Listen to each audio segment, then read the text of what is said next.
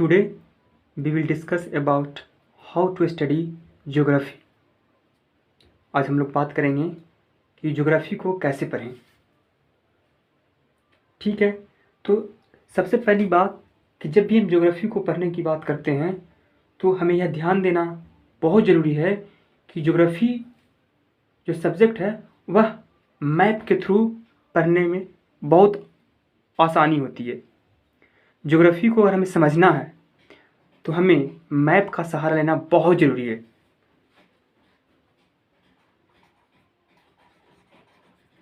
Map का help लेना है हमें। फर्स्ट ऑफ ऑल, जब भी हम ज्योग्राफी पढ़ेंगे तो हमें किसकी सहारा लेना है? मैप का। ऐसा कहा गया है कि geography is all about maps. अगर ज्योग्राफी में तुम्हें मैप की जानकारी नहीं है तो फिर ज्योग्राफी पढ़ने का कोई फ़ायदा नहीं। इसीलिए जब भी हम ज्योग्राफी पढ़ते हैं तो कहाँ पे ध्यान रखेंगे? मैप। किसी भी लोकेशन को अगर हम बुक में पढ़ते हैं तो उस लोकेशन, उस प्लेस का लोकेशन हमें जानना बहुत ज़रूरी हो जाता है। उसको हम मैप में देखेंगे तब वो हमारे माइंड में लोकेशन फिट हो जाता है और हमें समझने में भी आसानी होती है, क्योंकि वह उसका इमेज जो है वो हमारे दिमाग में बन जाता है। ठीक है, और वह प्लेस हमें आसानी से याद भी हो जाती है। ठीक है, तो ये बात हुई मैप की। फर्स्ट ऑफ ऑल हम लोग मैप का हेल्प लेंगे। ठीक है, दूसरी बात ये है कि जब भी हम ज्योग्राफी को पढ़ने का प्रयास करते हैं तो हमें फ्लो चार्ट का हेल्प लेना है। फ्लो चार्ट कहने का मतलब क्या है?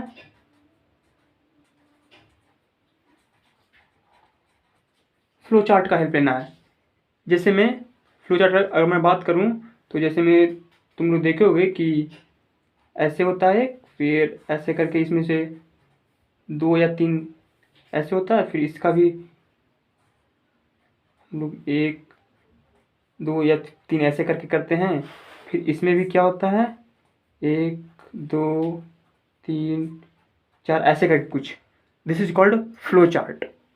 तो हमें फ्लो चार्ट का हेल्प लेना है जब भी ज्योग्राफी को पढ़ेंगे तो। ठीक है, फिर अगली बात क्या है, अगर हमें ज्योग्राफी को अच्छे तरीके से समझना है तो हम डायग्राम का भी हेल्प लेते हैं, क्योंकि डायग्राम से हमें चीज़ें आसानी से समझ में आती है।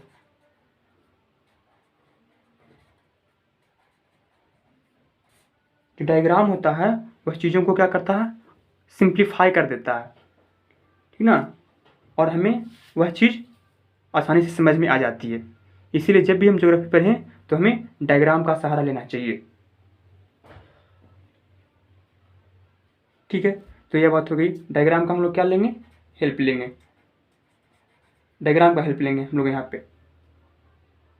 ओके, इसके बाद अगर हम बात करें तो ज्योग्राफी पढ़ने का और क्या अप्रोच होगा हम लोग का? हम लोग का जो अप्रोच होगा वह साइंटिफिक अप्रोच होना चाहिए। मतलब क्या? मतलब ये हुआ कि जब भी हम ज्योग्राफी पढ़ते हैं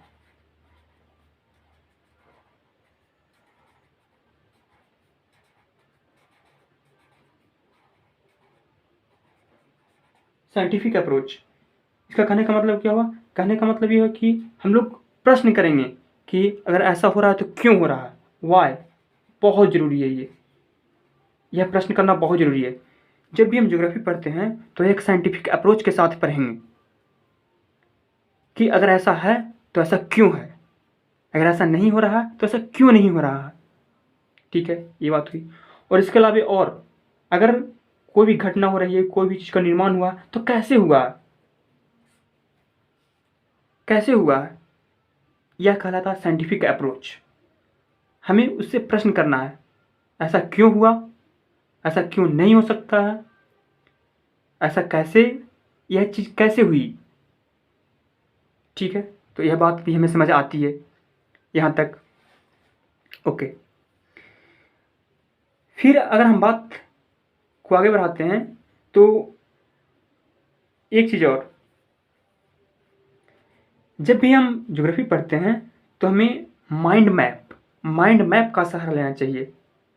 माइंड मैप कहने का मतलब ये हुआ कि देखो,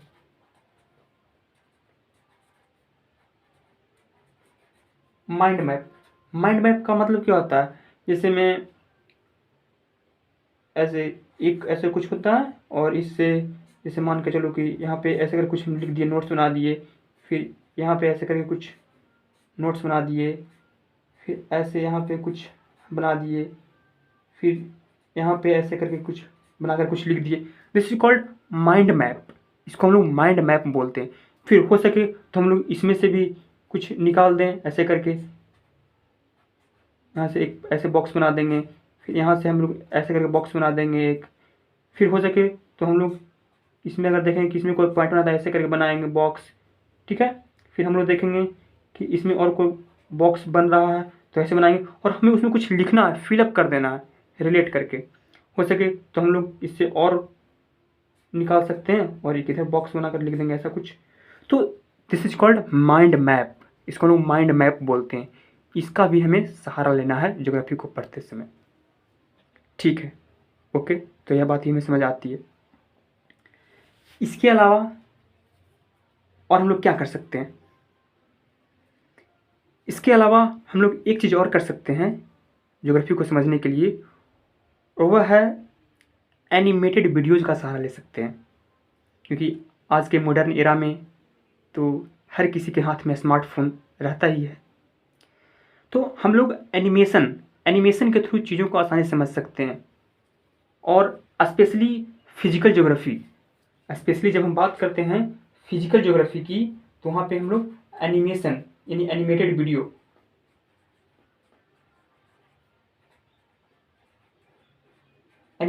का हेल्प ले सकते हैं हम लोग। किसमें? स्पेशली फिजिकल ज्योग्राफी में।